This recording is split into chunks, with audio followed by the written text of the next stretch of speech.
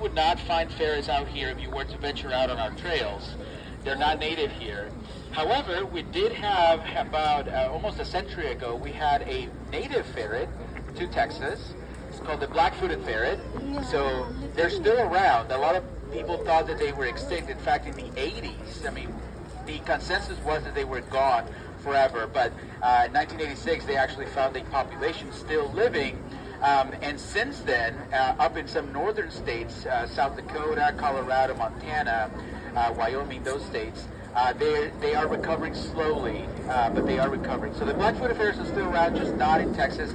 Maybe in the future we can have them back here.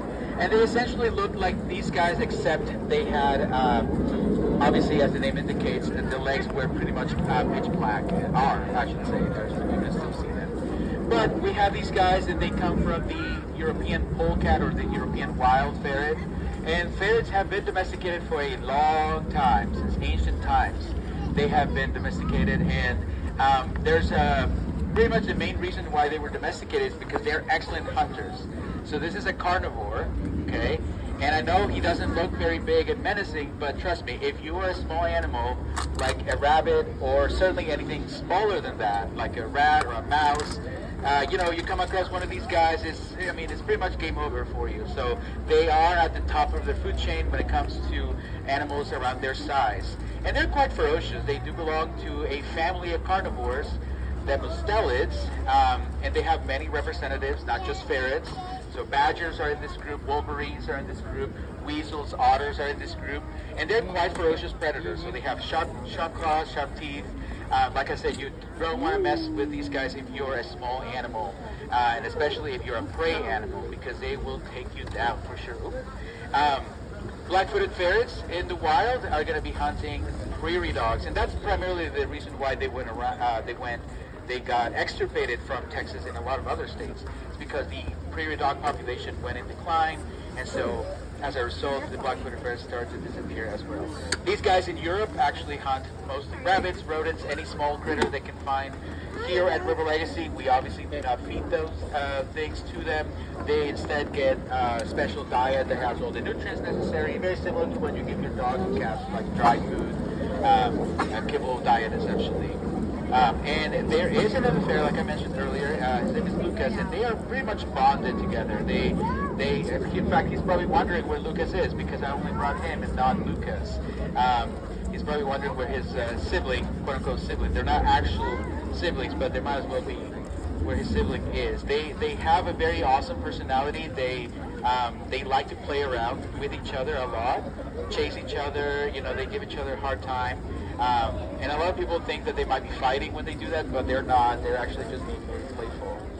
If you own a ferret as a pet, there's a couple things you need to consider. You need to consider, obviously, having enough space for your ferret, so some kind of enclosure with enough room for them to play around and get some enrichment. Another thing you need to be aware of is they do have a little bit of a smell. It's not terrible, it's not bad at all, it really isn't, but it is something that you need to be mindful of. Some people don't like it, and some people just don't mind it at all. I consider myself in that category, but it is something to be aware of. You can just easily get rid of it by washing your hands, but I just want to throw that out there, because sometimes the kids get very excited and they want to have a ferret as a pet. So there's a couple things to just keep in mind. And another thing, and it's really not a bad thing at all, but another thing is they are very notorious for grabbing things. So if you have a ferret, and if you lose your toys, if you lose your keys, if you lose little things like that, chances are, especially if you allow your ferret to roam around in the house, right? Chances are they will be found in their enclosure. So always look there. It's honestly, I think, kind of a cute thing, but again, something to be mindful of, be aware of. Another interesting thing about ferrets, and really not so much about ferrets, but about their family. A lot of people don't know this, but one of the distant relatives of ferrets we do have in our park is called the skunk.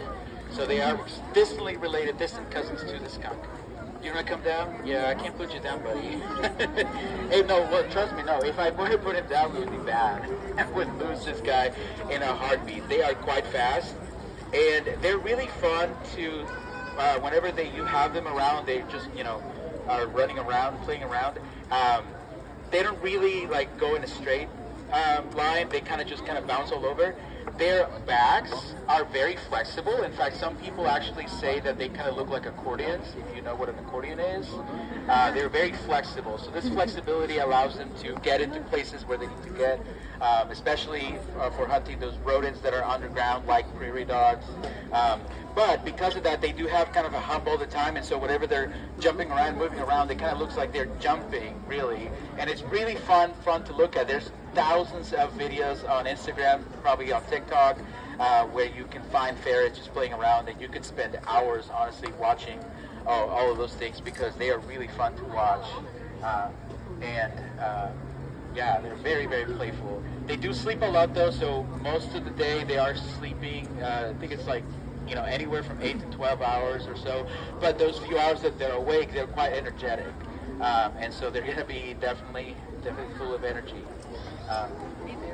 Any questions about my friend, the ferret here, that you guys may have? We have a couple of questions. Yes?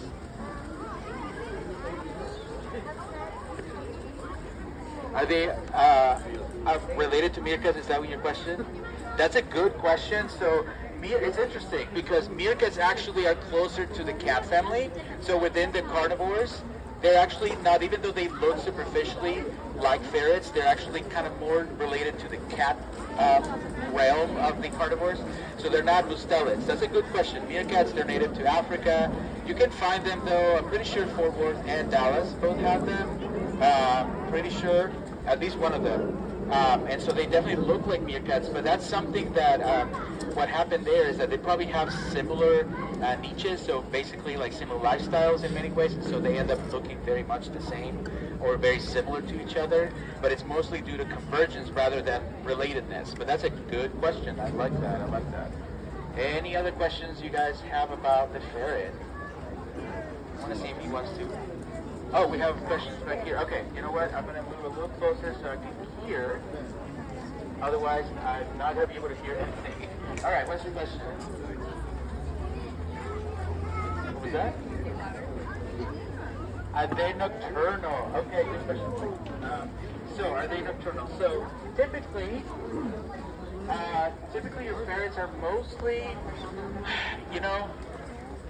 I think it depends, especially with the domesticated ferrets. Some of them can be more active, maybe towards the evening time, but usually the day in the wild ferrets or wild polecats, I think they're mostly diurnal, actually. Oh.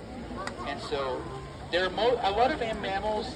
Certainly if you were here earlier with peaches, the opossum, they're going to be nocturnal, but a few animals are definitely actually active today. Okay, grab him. Otherwise, yeah, I don't want him going down my back. Okay, we have another question back here, and then I'm going to bring out my next friend. Because she is probably not happy being a nocturnal. Yes. Do meerkats release a bad smell? That's a good question. I do not think that meerkats can release a bad smell. They may have a smell. That's just part of the natural smell. But I don't think they can spray anything in the way skunk can, for instance. So, meerkats are different in that regard. Typically, they're not sprayers. Okay, are you ready to go back? Because you are certainly scratching my arm, so I think he is. Oh, we have a question? Yes. How much does he weigh? That's a good question. He weighs, okay, hold on, let me see if I can remember. Close to 2 pounds, I would say. He is quite a heavy ferret, honestly. We have the other ferret, he's easily half a pound lighter. And we had another ferret also for a long time, and he was definitely a very small ferret. And so he's kind of on the big side when it comes to ferrets. There are some records out there where you have even bigger ferrets, but this is definitely a big guy.